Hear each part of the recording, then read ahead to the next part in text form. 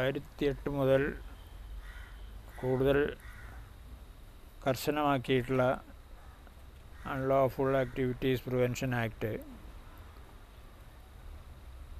ഏതാണ്ടൊരു അടിയന്തരാവസ്ഥയുടെ സ്വഭാവമുള്ളതായി തീർന്നിരിക്കുന്നു.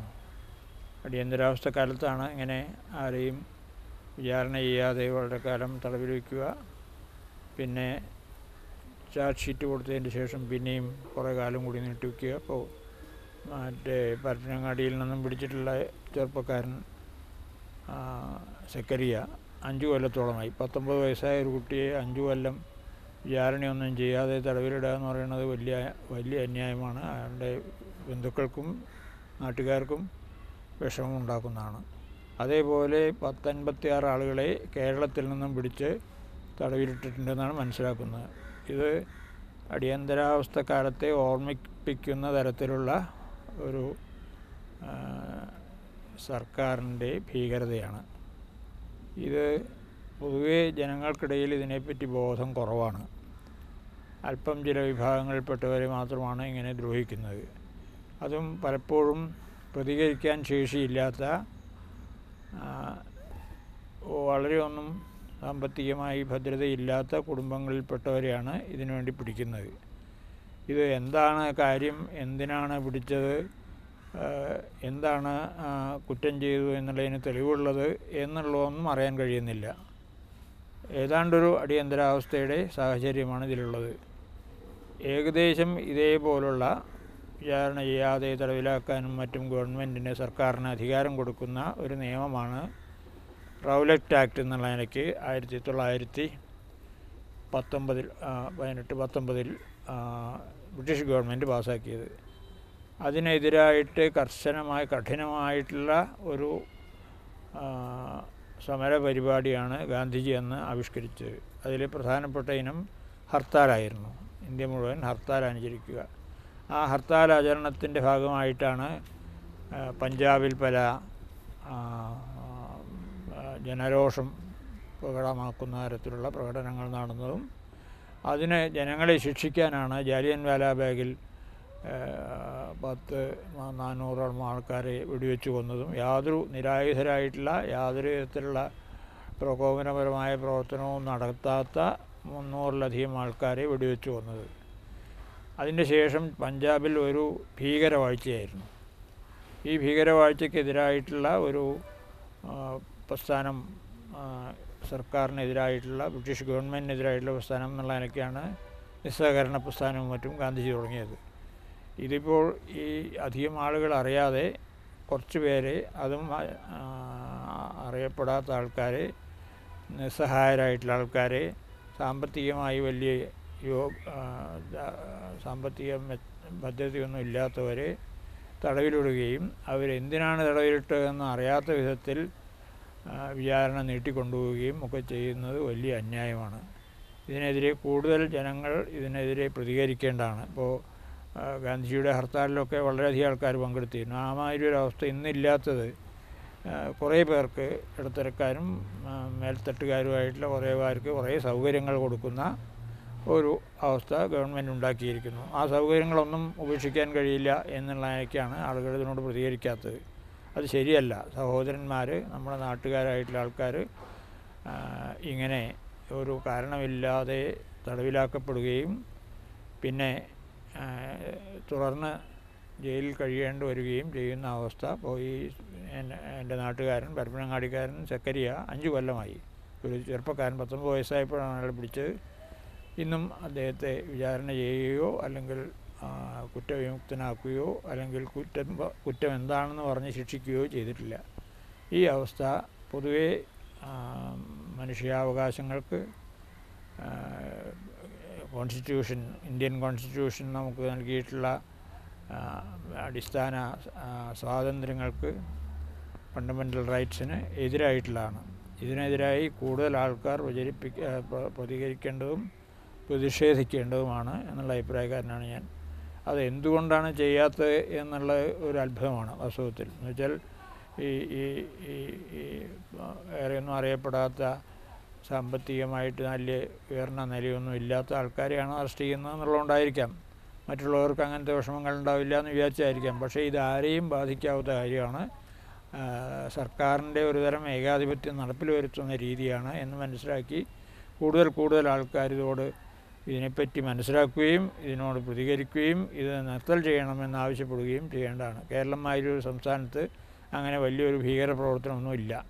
എന്തെങ്കിലും ഉണ്ടെങ്കിൽ പോലീസിനെ അറിയാവുന്നതും ആ കേസിൻ്റെ പേരിൽ അല്ലെങ്കിൽ ആ വ്യക്തമായിട്ടുള്ള കുറ്റത്തിൻ്റെ പേരിൽ ശിക്ഷാ നടപടികൾ എടുക്കാവുന്നതുമാണ്. അതിന് പകരം യാതൊരു വിചാരണയുമില്ലാതെ തടവിലാക്കുന്നത് ഏകാധിപത്യ രാജ്യങ്ങളിൽ മാത്രം നടക്കുന്നതാണ്.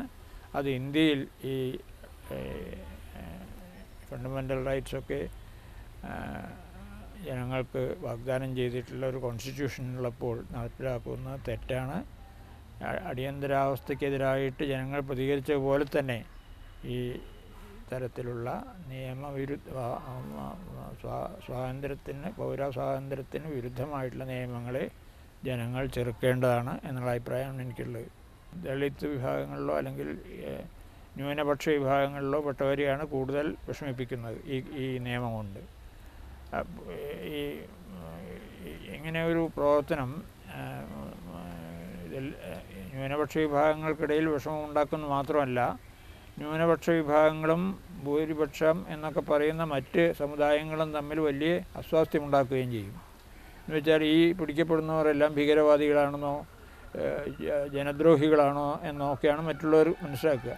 അങ്ങനെ ഒരു സാമുദായികമായ സ്പർദ്ധയുണ്ടാക്കാൻ കൂടി അത് സാധ്യതയുണ്ട്. അതുകൊണ്ട് ഒരാളെ അറസ്റ്റ് ചെയ്യുമ്പോൾ എന്തിനാണ് അറസ്റ്റ് ചെയ്യുന്നതെന്നും എന്താണ് കേസ് എന്നും പറയുക, ആ കേസിൻ്റെ വിചാരണ തെളിവുകൾ വെച്ചിട്ടുള്ള വിചാരണ നടത്തുക എന്നല്ലാതെ ഈ തരത്തിലുള്ള ഒരു തടവിലാക്കലും അത് നീട്ടിക്കൊണ്ടുപോകലും ഒരിക്കലും ന്യായീകരിക്കാൻ പറ്റാത്തതാണ് ഒരു ജനാധിപത്യ രാജ്യത്ത്. സർക്കാരിൻ്റെ ഒരു തരം ഭയമാണ് സൂചിപ്പിക്കുന്നത്. സർക്കാരിന് ജനങ്ങളിൽ വിശ്വാസം ഇല്ലാതാവുകയും ജനങ്ങൾക്ക് സർക്കാരിൽ വിശ്വാസം ഇല്ലാതാവുകയും ചെയ്യുന്ന ഒരവസ്ഥ പല ഭരണകൂടങ്ങളുടെ കാര്യത്തിലും സംഭവിക്കാറുണ്ട്. അത് കാരണം എന്താണെന്ന് വെച്ചാൽ ജനങ്ങളറിയാത്തയോ അല്ലെങ്കിൽ ജനങ്ങളുടെ താല്പര്യങ്ങൾക്കനുസരിച്ചോ അല്ലാത്ത കാര്യങ്ങൾ സർക്കാർ ചെയ്യുന്നുണ്ട് എന്നുള്ള അവസ്ഥ വരുമ്പോൾ ജനങ്ങളെ ഏതെങ്കിലും വിധത്തിൽ ഭയപ്പെടുത്തുവാനോ ഭീഷണിപ്പെടുത്തുവാനോ ഒക്കെ ഇങ്ങനത്തെ നിയമങ്ങൾ ഉണ്ടാക്കുന്ന എല്ലാ ഏകാധിപത്യ രാജ്യങ്ങളിലും അല്ലെങ്കിൽ ഏകാധിപത്യത്തിലേക്ക് നീങ്ങുന്ന രാജ്യങ്ങളിൽ നടക്കുന്നതാണ്. അതുകൊണ്ട് ഇത്തരം നിയമങ്ങളെ ഈ ആരംഭത്തിൽ തന്നെ എതിർക്കുകയും അത് നാട്ടിന് മുഴുവൻ ദ്രോഹമാവാത്ത വിധത്തിൽ അതിനെ ഒതുക്കുകയും ചെയ്യേണ്ടത് എല്ലാ പൗരന്മാരുടെയും കർത്തവ്യമാണ്. അത് വേണ്ടത്ര അറിയപ്പെടുന്നില്ല എന്നുള്ളത് ഒരു കഷ്ടമായിട്ട് തന്നെ കണക്കാക്കണം, ഒരു ദൗർഭാഗ്യകരമായിട്ട് തന്നെ കണക്കാക്കണം. കൂടുതൽ ആളുകൾ അറിയുകയും ഇതിങ്ങനെ ഒരു സമുദായങ്ങൾ തമ്മിലുള്ള ഭിന്നിപ്പുണ്ടാക്കാനുള്ള ശ്രമം കൂടി ഇതിൻ്റെ പിന്നിലുണ്ട് എന്നറിയുകയും അങ്ങനെ ആ വിധത്തിലൊക്കെ ഈ ന്യൂനപക്ഷ വിരുദ്ധ വികാരങ്ങളെ വളർത്തുകയും ഒക്കെ ചെയ്യുന്നത് രാജ്യത്തിന് ഭാവിയിൽ വളരെയധികം ദോഷം ചെയ്യുന്ന കാര്യമാണ്. ഒരു വിധത്തിലും അത് ഗുണകരമാവുന്നോ അല്ലെങ്കിൽ അൺലോഫുൾ ആക്ടിവിറ്റീസിനെ ഇല്ലാതാക്കുമെന്നോ. അൺലോഫുൾ എന്ന് പറയുന്നത് നിയമം അനുസരിച്ച് അനുവദിക്കാൻ പാടില്ലാത്തതെന്നല്ലേ. നിയമം എന്താണ്? എന്ത് നിയമം അനുസരിച്ചാണ് അറസ്റ്റ് ചെയ്തിട്ടുള്ളത്? എന്ത് വിചാരണയാണ് വിചാരണ നടക്കാതിരിക്കുകയൊക്കെ ചെയ്യുമ്പോൾ എന്ത് അൺലോഫുള്ളാണ്? ലോ എന്താണ്, എന്ത് ലോ അനുസരിച്ചാണ് ഇയാൾ കുറ്റം ചെയ്തിട്ടുള്ളതെന്നൊക്കെ പറയാതെ അൺലോഫുൾ ആക്ടിവിറ്റി എന്ന് പറയുന്നത് എന്താ അർത്ഥമുള്ളത്? അതുകൊണ്ട് ഒരു വിധത്തിലും ന്യായീകരിക്കാൻ പറ്റാത്ത നിയമമാണിത്. അതിൽ മാറ്റാൻ വേണ്ടി കൂടുതൽ ജനങ്ങൾ, കൂടുതൽ പൗരബോധമുള്ളവർ മുന്നോട്ട് വരണം എന്നുള്ള അഭിപ്രായം എനിക്കുണ്ട്. ഒരു വിധത്തിലും ഈ മാതിരി കാര്യങ്ങളിൽ സംശയിക്കപ്പെടാത്ത ആളുകളെ സർക്കാരിനോ അല്ലെങ്കിൽ സർക്കാരിൻ്റെ ഭാഗമായിട്ടുള്ള ആർക്കെങ്കിലും വിരോധമുള്ളവരെ ഒക്കെ അറസ്റ്റ് ചെയ്യാനുള്ള സൗകര്യമാവുന്നുണ്ട്. സർക്കാർ വിരുദ്ധമായിട്ടുള്ള വികാരങ്ങൾ പ്രകടിപ്പിക്കുന്നവരെ കൂടി ഒതുക്കം ചെയ്യാനുള്ള, അവരെ കൂടി സൈലൻസ് ചെയ്യാനുള്ള ഒരു ഏർപ്പാടായിട്ടിത് മാറും. അതുകൊണ്ടാണ് ഈ റോയൽറ്റി ആക്ടിനെ ഗാന്ധിജി എതിർത്തത്. റോയൽറ്റി ആക്ട് അനുസരിച്ച് 2 ആളുമായിട്ട് അറസ്റ്റ് ചെയ്തിട്ടുണ്ടായിരുന്നുള്ളൂ, 2 കേസ് പറ്റി നടന്നിട്ടുള്ളൂ. ഇതങ്ങനെയല്ല. ഇതിപ്പോൾ ഇന്ത്യ മുഴുവൻ എടുക്കുകയാണെങ്കിൽ 1000-ഓളം ആൾക്കാരുണ്ടെന്നാണ് ഞാൻ മനസ്സിലാക്കുന്നത്. അത് തീർച്ചയായിട്ടും അന്യായമാണ്. ഇപ്പോൾ ഈ മറ്റേ ഇവിടെ ആസാമിൻ്റെ പരിസരത്തുള്ള ആ സ്ത്രീ 12 കൊല്ലമായിട്ട് നിരാഹാരവ്രതം അനുഷ്ഠിക്കുന്നു പറയുന്നത് അവിടുത്തെ പട്ടാളക്കാർക്ക് യാതൊരു വിധത്തിലുള്ള നിയമപരമായിട്ടുള്ള നടപടിയും ഇല്ലാതെ തന്നെ ആളുകളെ വെടിവെക്കാനും ആളുകളെ ഭീഷണിപ്പെടുത്താനും ഒക്കെയുള്ള അധികാരം കൊടുക്കുന്നതിനെതിരായിട്ടാണ് ഇറോം ശർമിള. ആ നിയമം പട്ടാളക്കാർക്ക് ഉള്ള അതിഭീകരമായ അവകാശങ്ങൾ കൊടുക്കുകയാണ് ചെയ്യുന്നത്. അതേപോലെ തന്നെ ഇവിടെ പോലീസുകാർക്ക് അധികാരം കൊടുക്കുന്നതാണ് ഈ നിയമം. ഇതിനെതിരായിട്ട് കൂടുതൽ ആൾക്കാർ മനസ്സിലാക്കി, കൂടുതൽ നിയമത്തെപ്പറ്റി മനസ്സിലാക്കി, ഈ ഗവൺമെൻറ്റിന് സർക്കാരിനെതിരായിട്ടുള്ള വികാരം പ്രകടിപ്പിക്കാൻ പോലും അവകാശമില്ല എന്നുള്ള നില വരുത്തിയിരിക്കുന്നു എന്നുള്ളത് മനസ്സിലാക്കി അതിനെതിരായി പ്രതികരിക്കുകയും പ്രതിഷേധിക്കുകയും കാര്യമായിട്ട് പ്രത്യേകിച്ചും ഈ മറ്റേ ഇടതുപക്ഷം എന്നൊക്കെ പറയുന്നവർക്ക് പ്രത്യേകിച്ചും ഇതിൽ ഉത്തരവാദിത്വമുണ്ട്. അതുമാതിരി മറ്റേ പ്രതിപക്ഷ പാർട്ടികൾക്ക് പ്രത്യേകിച്ചും അതിന് ഇത് പാസ്സാക്കുമ്പോൾ ഇത് ഏത് വിധത്തിലാണ് പ്രയോഗിക്കുക എന്നുള്ള അറിയില്ല. വലിയ ഭീകരവാദം ഇവിടെ നടക്കാൻ പോകുന്നു എന്നൊക്കെ പറഞ്ഞിപ്പോൾ മാവോവാദി വേട്ട എന്നൊക്കെ പറയണ മാതിരിയായിരിക്കും നടന്നുണ്ടാവുക. ആളുകളുടെ വിചാരം വലിയ മാവോവാദികൾ എവിടേക്കോ ഉണ്ടെന്നാണ്. ഒരു മാവോവാദീനെ അങ്ങനെയൊന്നും പിടിക്കാൻ കഴിഞ്ഞിട്ടില്ല. ചിലരെ സംശയിച്ച് പിടിച്ചിട്ടുള്ളത് തന്നെയും അവർ മാവോവാദിയാണോ അല്ലേ എന്നുള്ള ആർക്കും അറിയുന്ന വിധത്തിലുള്ള വിചാരണ നടന്നിട്ടില്ല. അങ്ങനെ ആളുകളെ ഒരു തരം വിഡ്ഢികളാക്കുന്ന ഒരു രീതി ഇതിലുണ്ട്. ഇത് ഈ കുറച്ച് ന്യൂനപക്ഷത്തിലുള്ള അല്ലെങ്കിൽ ന്യൂനപക്ഷ വിഭാഗങ്ങളിലുള്ളവരെ മാത്രമല്ല, എല്ലാവരെയും പൗരാവകാശ ബോധമുള്ള എല്ലാവരെയും തടയുന്ന തരത്തിലുള്ള ഒരു നിയമമായി തീരും ഇങ്ങനെ അതിനെ സംബന്ധിച്ച് നമ്മളെല്ലാം മൗനികളായാൽ. അതുകൊണ്ട് അതിനെതിരായിട്ട് കാര്യമായ പ്രതിഷേധം വേണം.